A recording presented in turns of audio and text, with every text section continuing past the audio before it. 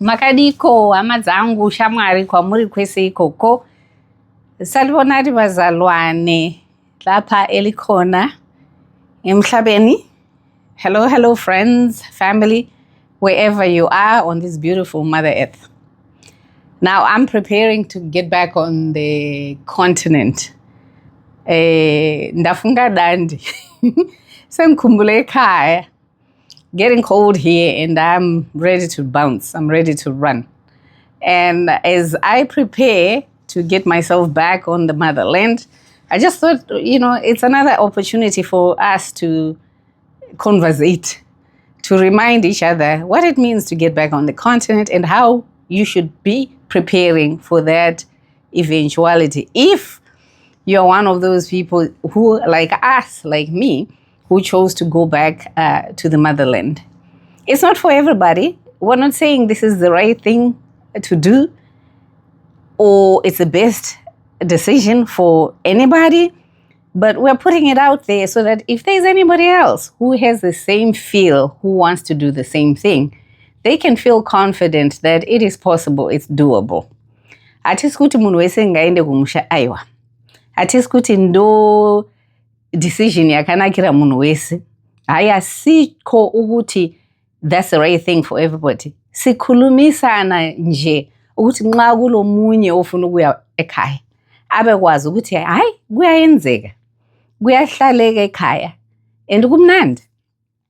Kunonakidza kumusha. So a few pointers for you guys who are still looking at doing that.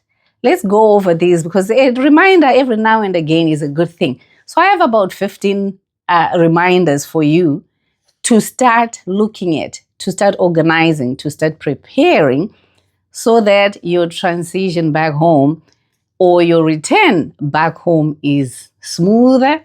It's much more informed than when some of us did it. Now, these points are not in any particular order. It is what I just think. And it's not an exhaustive list of everything that you need to know. But in general, these are some of the things that you need to be aware of. I'm going to repeat and repeat and repeat.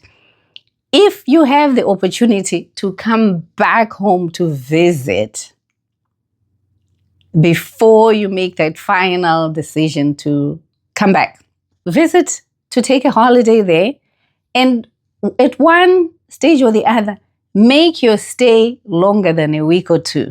Make it 3 weeks, make it 4 weeks, make it even longer than that. So you really have a feel of what it feels like going back home. We remind each other again, when you return to the continent of Africa, it doesn't matter where you're going to go. You are not going into Europe, into Asia, into Australia. You're going back to Africa. Remember, we're still quite underdeveloped in comparison to where you've migrated to. However, that doesn't make the continent inhabitable.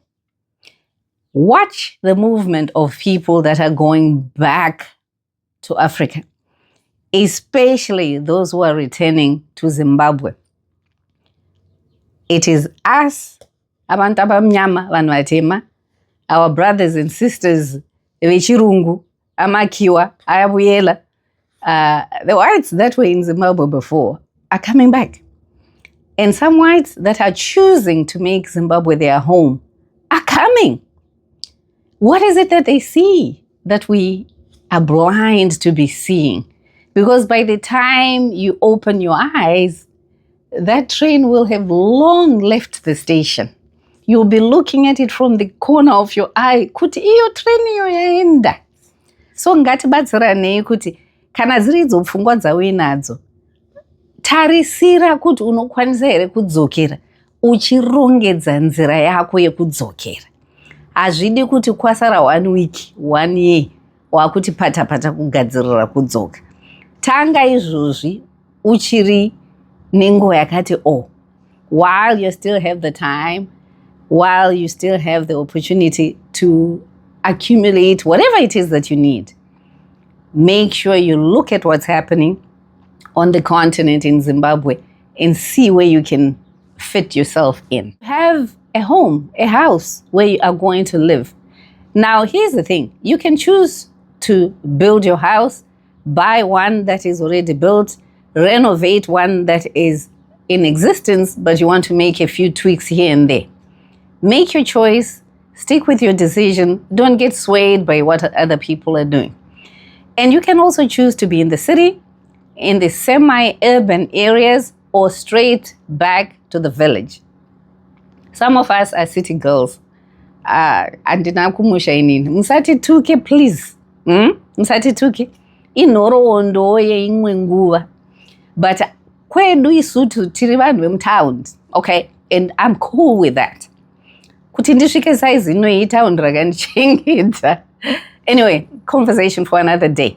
Focus on the area that you want to move back to. City, semi-urban, or the rural areas. And start looking at where exactly, which city. Big city, small city. If you're looking at big cities, they're congested. There's much more. If you want the busy life, yeah, go to the cities. But you can move outward because, as you know, as time is progressing, even those smaller cities are growing. So the opportunity might just be now while the city is on the grow. So choose where you want to go and go for it. That's the first thing that I would want to advise. If you don't want to buy a home, for sure you can rent. I mean, it's possible. You can do it. But if you're thinking you want to own your own thing, go right ahead and make those choices. Find land built from scratch. Find a home that's already built, renovate, or just move in. Now, for that home that you will have chosen, make sure you have electricity. Magetsi. Amagetsi. So how do you do the magetsis? Have solar energy. Our electricity in Zimbabwe is very unreliable at the moment. We are blessed with a lot of zuva, ilanga, the sun. So you can harness solar power so that you know that you have continuous energy at your house. You can go 5K, 10, 15 kV, whatever you can afford. And there's a lot of companies that are doing that at the moment in the country. So choose the amount of power you need and how many things that you want to be using that power, and you're home and dry. I would say, while we're talking of magetsi, electricity, I think it is wiser to have gas. Connect gas. Use gas for cooking. It's even if the magetsis are there, or say you didn't look at your solar, or something has happened to your solar power. If you have gas, you're still able to cook. You're still able to have warm water. You have to go with the bucket system, but hey, that's another conversation. But it is good to use gas. A lot of people in Zimbabwe have been uncomfortable with gas, but it is now the thing. You can cook, you boil water, do whatever you need to do with gas. Connect some gas. A lot of companies sell gas. Even relocation, everywhere you will find an outlet where you'll be able to fill up your gas tank. That's my take. We don't even have an electric stove. We chose to go 100% gas. So we have never said tashaiwa pekubikira. At the beginning, we had to use the Dover stove, our Dover, because we were not connected to electricity or gas at that time. But now that we have been established, we just use gas and we love it. Make sure you have water. Let's talk about the situation at hand. There's a lot of revamping of the water supply system in the cities that needs to happen. Our systems are dilapidated, they're old, they need redoing, remodeling, a do-over. But in the meantime, if your place has water, people are still allowed to have boreholes. Although, another conversation for another day, but that is the alternate that is there. City water is available. It comes maybe once, maybe twice a week in the city. So when the city water comes, fill up your tanks. Invest in the JoJo tanks, the big tanks that you have. Once the water is there, you fill up so that for that week, you have the supply readily available. So boreholes, JoJo tanks. If you have the acreage and you are lucky to have a well, make sure it's functional. Make sure it's maintained. I know a lot of people in Dema, Kwaseke, have water wells that are really, really prolific.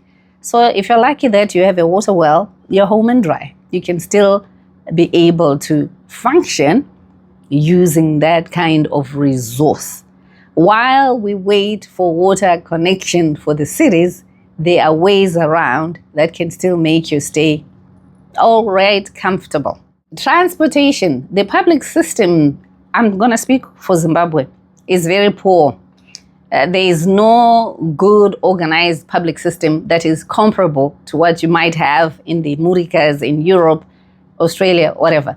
There is no bus transit for the cities. Intercity is there, but not as sophisticated as what you have elsewhere.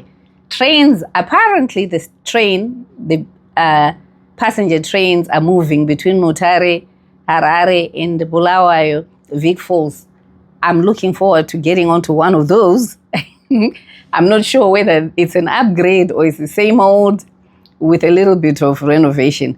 No clue. But I will be getting on one of those and tell you about it. So you might want to have a car.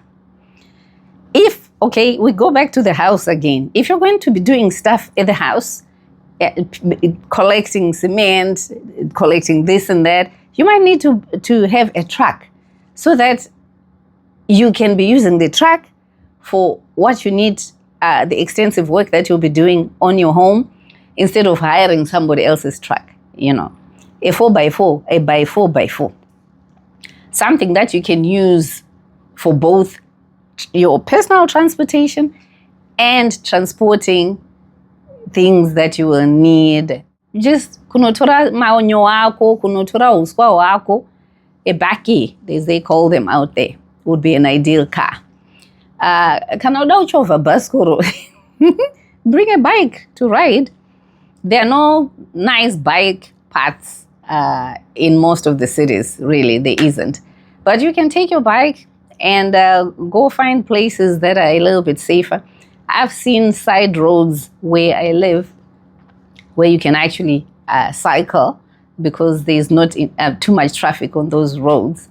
I'm not sure about tricycles, motorcycles, but it's something that is beginning to shift in Zimbabwe.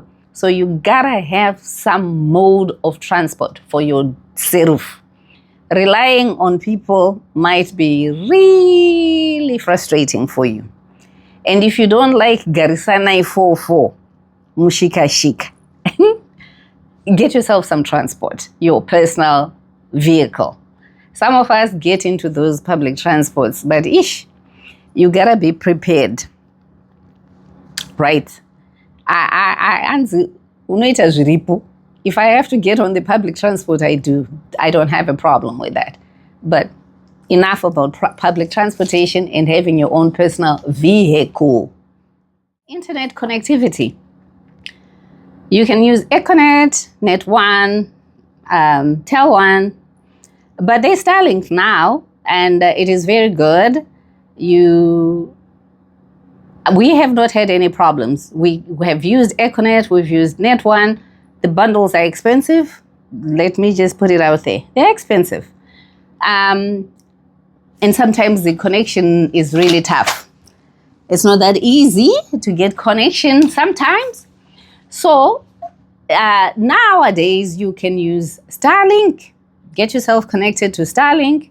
We are living in the digital world now. You gotta have some connectivity of some sort. When you come to visit Zimbabwe, make sure you bring some change. Some small bills, it's very difficult to find change, you know. Tens, 20s, fives, and ones.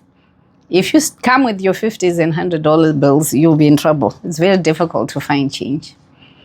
You can still use the ATMs are available. I mean, the last time I checked, you could use an ATM machine with your international card. You can still use your international cards in the stores. You can swipe. They are acceptable. You have Econet, EcoCash. You can do that as well. It's a good idea to have EcoCash when you're in the country, because then if there's no change, you know, those pennies, you can pay for them by swiping with EcoCash. So make sure you bring some loose change in order to avoid the frustration of atina change. I have talked about it in one of my videos. It is frustrating. So just a heads up, when you come to settle, you know, you can still use your international accounts through online banking, through ATM machines. The last time I checked, the ATMs are still available and they work. Always try to have a network of people who are locals, who are in the country, who understand the goings on. You know, too many times we try and keep ourselves isolated. You've been out of the country for a while, things change. You need someone who can help guide you to find things, to figure out things, to understand the runnings. What is the order of the day? So don't isolate yourselves. Hook up with the local people. It doesn't necessarily have to be your friends or family. Any other person in the community that you can relate to, they can walk you through, you know, and help guide you and make your stay, your visit, a little bit easier. I'm very lucky that our friends, our family, our neighbors are really very supportive. We have not felt isolated at all. They have helped us to navigate, and I am grateful for that. Very, very grateful for that support. Thank you, neighbors. Thank you, friends and family. Many of us, especially as we get older, we start worrying about our health. It's a big one. I try and focus on healthy living, trying to maintain my good health, you know, eat well, rest, little or less stress, and make sure you have health insurance. The health insurance companies are there. You know, I've talked to Queen Soa from Rugare Medical. They have a health insurance policy, which, by the way, also takes seniors. Some of the health insurances will not take you if you are above, I think, 65, 62, 65, something like that. I'm not sure. But Rugare Medical still takes you, and many other health insurance policies are available. The public health care system, as I've said before, is still in intensive care. Hopefully, there will be something that is done so that the health of everybody, not those who can afford, is taken care of. It is very sad when you see young children, mothers, older people who do not have access to fairly decent health care. They just struggle and suffer. So hopefully the healthcare system will be revised. But in the meantime, there are private hospitals. The public hospitals are there. You need to have extra money to be able to cover what they say they don't have. But my focus is, let's keep our good health. Let's focus on preventative care than curative, and then we avoid getting into the hospitals.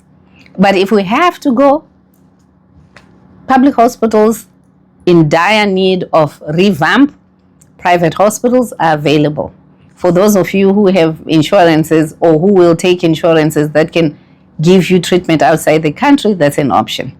But let's pray to the heavens, to the ancestors, to help us get our healthcare system revised. When you get home, make sure you are able to grow your own food if you can. If you have a little patch, akuna munhu asina kagarden kemuriwo. Even with this restricted water supply, even with a tough water situation, you can still have a patch of muriwo, vegetables, mbambaira, your sweet potatoes. Have something in your backyard, a few chickens here, so you can provide some food for yourself without getting into the expense of buying. But the food is available in the stores. You will find everything. If you want to remain polished, international, those things come with a price. They are available though.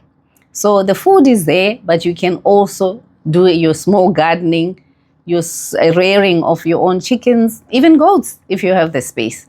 So that's nothing to worry about. We have lots of fruits, lots of vegetables, and very delicious. So if you're looking at coming to Zimbabwe, I think the worst thing that you can think of is to try and see if you can get a job. Unless you're coming in with a promise, not even a promise, a solid offer of a job, it is good to think of coming to start your own business. There are so many opportunities. Some of us have chosen to just come and chill. But we see that the opportunities exist that one can explore. Not what I see, it's something that you would have to come in and see and assess where the gap is and start your own business. I love to see these young people coming in and taking a chance. Zimbabwe is going on the international market for exporting blueberries. It's happening in the country. There is also passion fruit happening in the country. It's not about farming only, but I see the farming going on. It's also out there in the news. The mining is happening. People need schools. People need clinics. People need other services that you might see or think of where the gap has not been tapped into. We have enough mabero, But if you have the market for it, people are still doing it. Everybody has come kaki somewhere. So it's still doable. Don't come with a mindset of being employed. Come in and see if you can be an employer and start your own business somewhere. I think another frustration for us is when we come from wherever we're coming from, we get frustrated with the rules that are in the country. The country might look and feel like it's lawless, but there are rules and laws in the country. Just make sure you understand them, you know them, and you abide by them so you don't get frustrated. There's always those frustrating roadblocks where you're asked to have a fire extinguisher, those little stickers on your car. You gotta make sure your insurance is there, your radio license is there. Whether you listen to the radio or not is besides the point. Just have those things that you need to make your stay less frustrating. Understand the rules, regulations of the country that you're moving into. It's always easy for us to think things should run the way they are running, like Emazwen, wherever we are. Places, even though the systems are not working as efficiently, those are the systems of that place. Can we look forward to those things changing? Absolutely. We look forward to the day where there is a rule of law, where there is law and order, where us as the citizens of the country obey the rules. The speed limits, for instance, collection of garbage, not throwing garbage on the floor, being polite to each other, simple things, before we think that the bigger things will be fixed. If we start with the smaller ones, we might get there one day. But understand the rules in the country, the laws of the country, and make it a little easier on yourself. Don't try to impose the rules of the countries where you're coming from or the way things are done there, back home. Ain't gonna work. Leave your attitude at the border. You are not any better than anybody else who's in the country. Check yourself at the border. You're just another human being. You're just another Zimbo, another foreigner, another visitor. Check your attitude at the border. You'll get less frustrated when you realize that it's not all about you. It's about the interaction, the human interaction.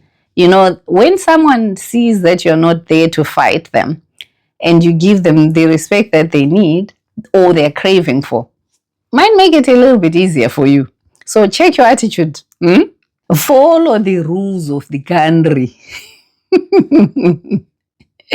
Even when you think there aren't any rules. Enough said. Shift your mindset. We've talked about shifting the mindset. Always. You're going into Zimbabwe, into Zambia, Malawi, Mozambique, South Africa, wherever, into Ghana, Nigeria. It's not Europe. It's not London. It's not New York. It's not Sydney, Australia. Check that and remember, for anything that you do in Zimbabwe or anywhere else that you go, do your due diligence. Check what you're being told. Check the housing market. Check the business opportunity that you're being forced into, thrown into, pushed into. Check it, and check it again. Have people who understand. Always do your homework before you get thrust into anything. Because if you go into it quickly, sometimes if it's too good to be true, it is too good to be true.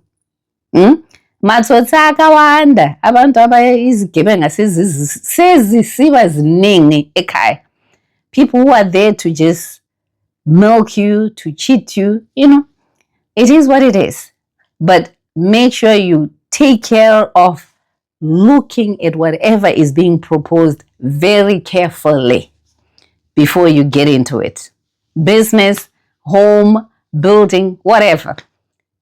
Check, and check it again. Be very mindful. There's scammers everywhere. Can't say that enough. Even here in America, people are getting scammed every day. So be mindful that the human being is something else. Trust me. So look after yourself by doing your due diligence. Now, the last thing that I want to tell you is don't come over here to flex. It's okay if you have things. That's okay. But don't come to show off. Anzi vanoguta havatauri. Mukavaona havatauri. Those who eat and have their stomachs full, they won't tell you about it. Batule abantu abale mali. People in Zimbabwe have money. It's there circulating. Not in the formal, plenty in the informal. People have money. Don't come and show off because you've lived in the diaspora for 2, 3, 10 years, 20 years. Come and see us, join us if you want to, and be one of the community. But don't come telling us what to do or how to do it.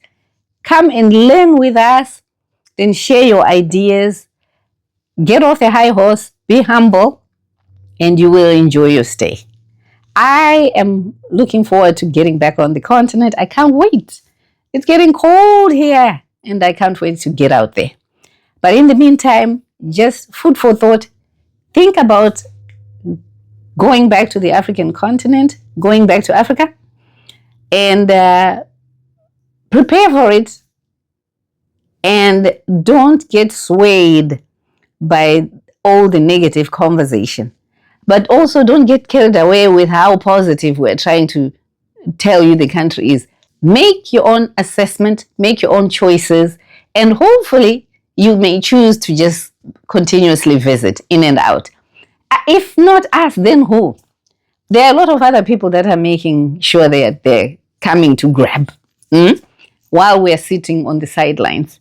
I would like to see more of us embracing. We are Africans. That will not change. Yes, we can settle wherever we want to settle, but we cannot deny who we are. Proudly African, proudly Zimbabwean, embracing the countries that I adopted, thankful for Canada and America, but I will not deny my Africanness. Do I want to see a better Zimbabwe? Absolutely. In the meantime, I go back and enjoy the country. When you come out to Zimbabwe, reach out. We are there. We will love to have a cup of tea, coffee with you and share the stories of the country. If you have a story to share with me, reach out to me and I'll be glad to come and chat with you. I look forward to seeing you on the continent. In the meantime, take care and bye.